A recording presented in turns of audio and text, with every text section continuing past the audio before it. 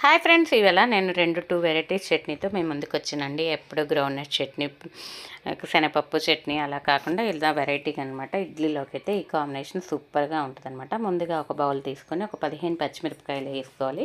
కొంచెం ఆయిల్ వేసేయాలండి. ఆయిల్లో పచ్చిమిరపకాయలు మగ్గిన తర్వాత మనం ఒక 2 ఉల్లిపాయలు తీసుకున్నాము. ఉల్లిపాయలు త్వరగా మగ్గాలంటే ఎప్పుడైనా కానీ ఉప్పు వేస్తే ఆనియన్లో ఉన్న వాటర్ అంతా బయటకు వస్తుంది అనమాట. ఇవన్నీ ఫ్రై అయిన తర్వాత కొంచెం మనం చింతపండు వేసుకోవాలండి. వేసుకున్న తర్వాత ఇవన్నీ మనం రోట్లో దంచుకోవాలి. మిక్సీలో అయితే ఫాస్ట్గా అవుతుంది కానీ టేస్ట్ అంతగా ఉండదు. ఇప్పుడు మనకి ఓపిక లేకపోవటం వల్ల, టైం లేకపోవటం వల్ల మనం మిక్సీలోనే వాడుతున్నాం ఎక్కువగా. ఇలా దంచుకోవాలంటే నాకు ఒక 10 మినిట్స్ టైం పట్టిందండి. ముందుగా పచ్చిమిరపకాయలు వేసుకొని బాగా నలకొట్టుకోవాలి. బాగా దంచుకున్న తర్వాత ఇప్పుడు మనం దీంట్లో కొంచెం చింతపండు వేసుకోవాలండి.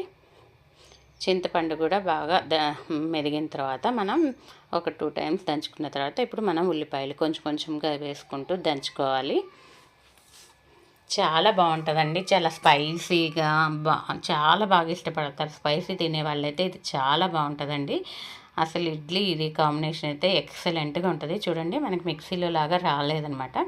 కొంచెం కచ్చపచ్చగానే వస్తుంది అనమాట. ఇది ఎట్లయినా మిక్సీ అయితే ఒక్కసారి తిప్పగానే మెత్తగా అవుతుంది. ఇది కొంచెం టైం తీసుకుంటుంది. మొత్తం కూడా మనం ఒక సర్వింగ్ బౌల్లోకి వేసేసుకుందాము. వేసుకున్న తర్వాత దీన్ని కడగటం కూడా ఈజీనే అండి. నేనైతే ఎప్పుడు దీనికి ఒక కవర్ వేసేస్తాను. ప్రతిసారి కడగకుండా కవర్ వేస్తే డస్ట్ పట్టదు కదండి. అందుకని ఇప్పుడు దీంట్లో కొంచెం పచ్చి ఆయిల్ వేసుకొని పక్కన పెట్టేస్తానండి. ఇంకో చట్నీ అండి. ముందుగా ఇంకో బౌల్ తీసుకొని పచ్చిమిరపకాయలు ఒక 5 వేసుకొని ఫ్రై అయిన తర్వాత 1 స్పూన్ జీలకర్ర వేసుకోవాలి.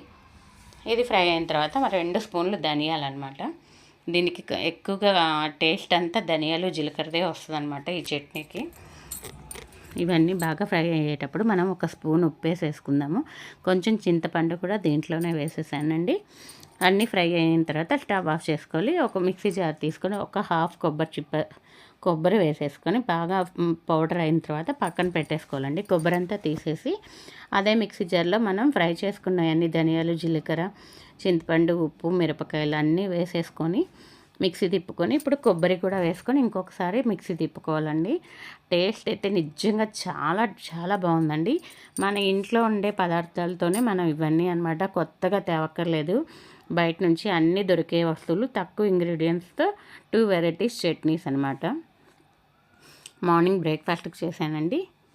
మనం ఇడ్లీ వడ్డించుకొని ఆ ఒక్క చట్నీతో తింటేనే అసలు అదుర్సండి. నోరు బాగాలేనప్పుడైతే అలా తిన్నామనుకోండి, మనకేం తినబుద్ధి కదా ఒంట్లో బాగాలేనప్పుడు అలా అన్నంలో కూడా చాలా అంటే చాలా బాగుంటుందండి. ఎక్కువ ఇంగ్రీడియంట్స్ ఏం లేవు కాబట్టి ట్రై చేయొచ్చు. మా ఇంట్లో అయితే ఇడ్లీ మీద నెయ్యి ప్రియులు చాలామంది ఉన్నారు. మీ ఇంట్లో కూడా ఇడ్లీ మీద నెయ్యి వేసుకొని తినే వాళ్ళు ఉన్నారండి. Okay friends, like, share, subscribe to Pol36.